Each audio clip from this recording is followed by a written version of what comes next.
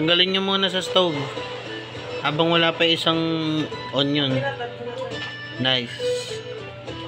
Meron pang isang ano. Luto na ba to? Hindi. Hindi pa eh.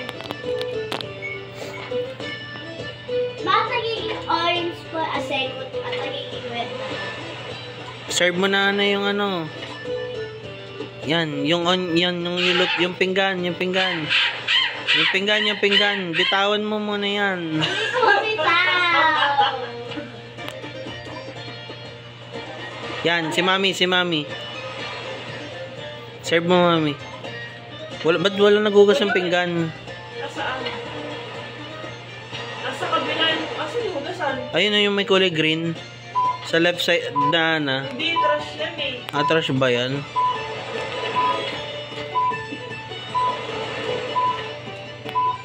Teka na naman mga... Need libre hugas na. Uy, bakit ka